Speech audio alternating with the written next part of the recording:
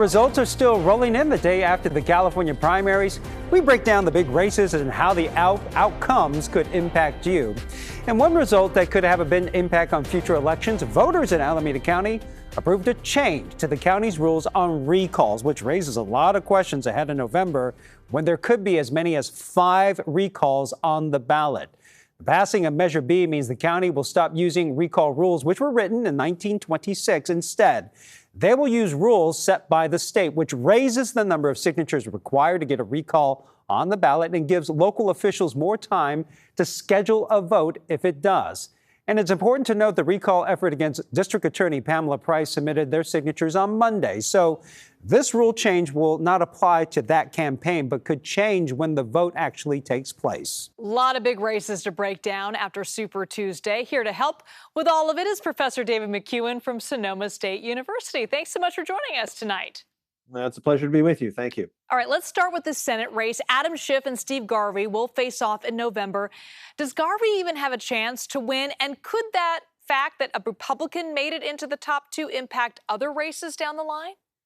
Yeah, I mean, if you think about this a bit, it is a surprise. We would expect to see Steve Garvey increase his lead, hold his lead for the final vote ahead of Adam Schiff by about 3 to 5 points. He's going to be the top vote getter in the primary. But if you start to slice and dice the vote totals, that is between the Democrats and Republicans, you see that even in a low turnout primary, it's going to be about 60% Democratic vote, 40% Republican vote.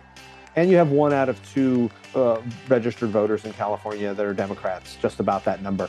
In a high interest, high turnout general election, which we expect to see in November, number of ballot measures on the ballot, number of contested races down ballot, that would put Adam Schiff in the driver's seat. The challenge for Steve Garvey is going to be, can he raise money and can he convince donors that he'll be competitive? He won't be able to hide, and Adam Schiff is not going to do his heavy lifting.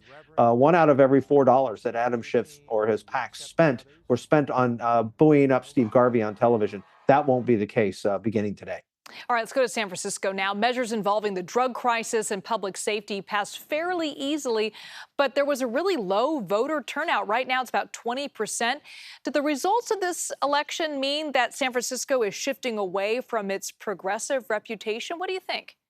Yeah, I mean, it's very interesting because there's a number of things that always go on a San Francisco's ballot, and those voters like to vote early and often on them. In addition to that, they usually vote, of course, on the more liberal progressive side. There's a contingent of what we call, say, Chamber of Commerce style Democrats, business Democrats. And certainly they're going to come out as regular habitual voters. There is a concern in San Francisco about the direction of business, about retail, about safety, about what's going on with the climate, if you will, of the city by the bay. That obviously rebounds a bit on Mayor Breed, and she and her team have to be buoyed by these results. They have to be excited about them, but they can only carry that so far because what it does indicate is that voters are terribly concerned about public safety issues. Those are going to be important for the fall for her reelection efforts. They're going to have to kind of push back on this. So you can look into this. Maybe they breathe a sigh of relief, but there really is a lot to look at here that they have to be concerned about because don't forget, it was just a short time ago that San Francisco voters recalled their DA for having gone too far and been, if you quote unquote, will say, too progressive. All right, let's go to Prop 1 now, the only statewide ballot measure and the governor's signature plan to shift the way the state addresses mental illness and drug treatment. Let's take a look at this map of how the voting really breaks down. I thought it was fascinating. Now, all of the Bay Area voting yes on this, but go inland or north or south along the coast, and it's all red for no votes.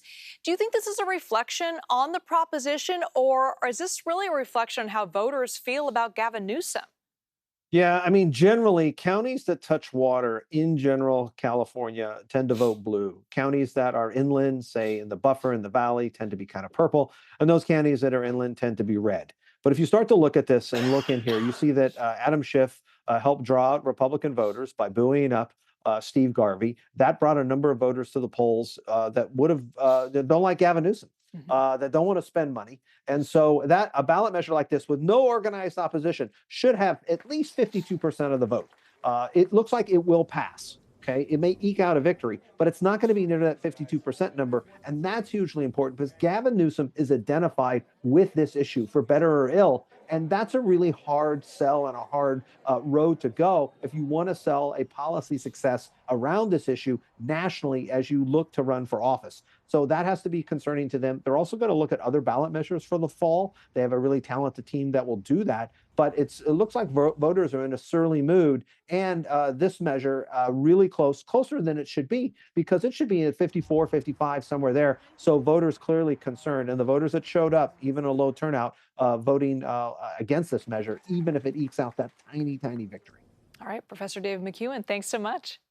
All right, see you again.